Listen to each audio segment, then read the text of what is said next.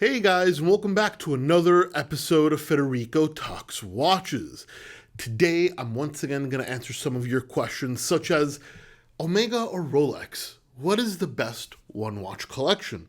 And is the only way to buy a genuinely pre-owned Rolex through Rolex's CPO program? I'm sure you guys know what I'm going to say about that one. All that and way more in today's episode. Now, of course, before we get started, customary wristwatch check. Today I'm wearing my Breitling Chronomat Evolution from the early 2000s. One of the first watches in my collection. I don't wear it that often, but I love the early 2000s vibe. And also, guys, don't forget to check out DelrayWatch.com. We got a bunch of new watches in stock, and some very interesting ones, including a Patek Philippe Aquanaut 5066 with the tritium dial and a new uncut Patek Philippe strap.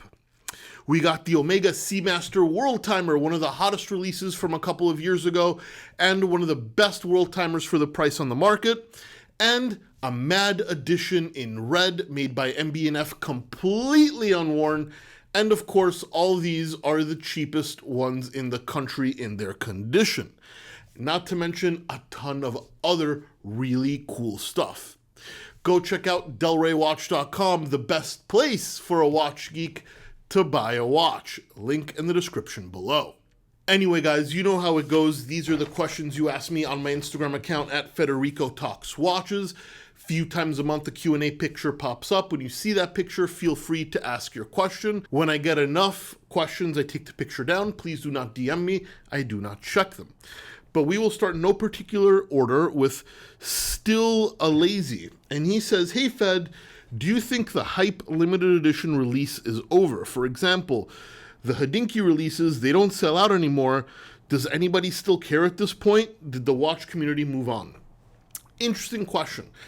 I think the answer is twofold. A, I think hype was really a COVID thing. Now that things have cooled down and the backpack dealers and fake investors have left the market, there's not enough hype releases to prop it up.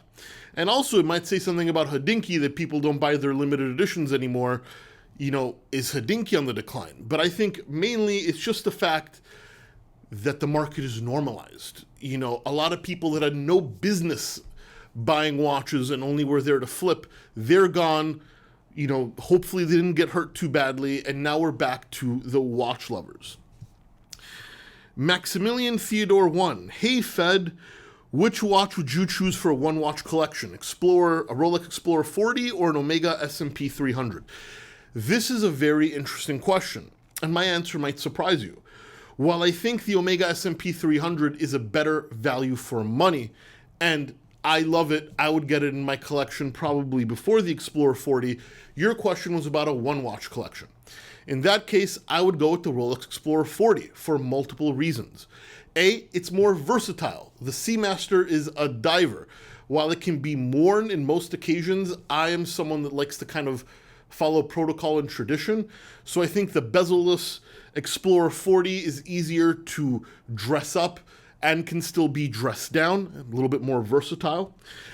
Yes, the resale value on the Explorer is nice too, but I think while I would have the S&P 300 because I have a multiple watch collection, if there's only one watch, then the Explorer is kind of the perfect dressy sport watch. It's what this watch does best. It's a chameleon. You can swim with it, you can wear it with a suit, it's very durable. All the things that the S&P 300 can do, but while looking more appropriate while doing them. It's more versatile. For a one-watch collection, I'd say go with the Rolex. Air-Cooled Nut says, I'm a long-time viewer and customer. Thank you.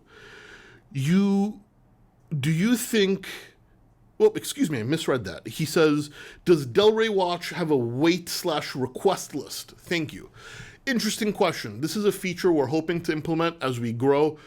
In fact, we do have 2 new hires coming on board soon, but we don't have a wait list or a request list feature just because we get dozens, not hundreds, but multiple dozens of emails a day, and it's hard to keep track of what everybody's looking for. So we work on a first come, first serve type basis. I don't keep track of requests, though that is a way to grow my business, and it is something we will be doing in the future. Right now, it is not implemented. Gunnar Mo, is the only foolproof way of buying a genuine Rolex to buy from an AD or the CPO scheme? This is a great question, and let me tell you, I will never be upset for someone asking a question, but this is what Rolex wants you to think, so they can make money all the way around. Either you buy it new, Rolex gets money, you buy it CPO, and you pay like a 30% markup on normal pre-owned, and Rolex gets money on that too. Rolex wants you to believe that. It's completely false. While buying a Rolex at retail, nothing wrong with that if you can do it. Buying CPO, if it's the only thing you're comfortable doing, listen, I get it, but you are spending way above what the watch is worth. Fakes get past CPO all the time too, by the way. I've seen it before, not necessarily in Rolex, but other watch companies. Any dealer worth his salt, if he's a genuine, trustworthy dealer with a reputation, will guarantee authenticity, will warranty the watch, and you should be good to go while paying a smaller price. Now, if you only feel comfortable going CPO, listen, that's okay. Go for it. Absolutely go for it.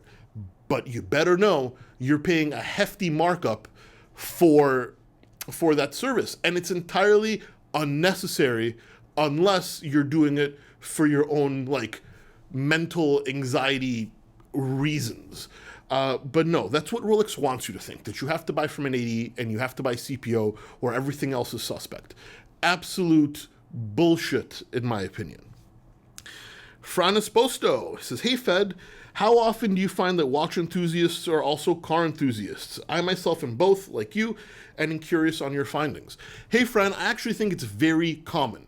And it's because there's not that much different between car and watches. I mean, yes, the sizes are totally different, but prices, not that far off.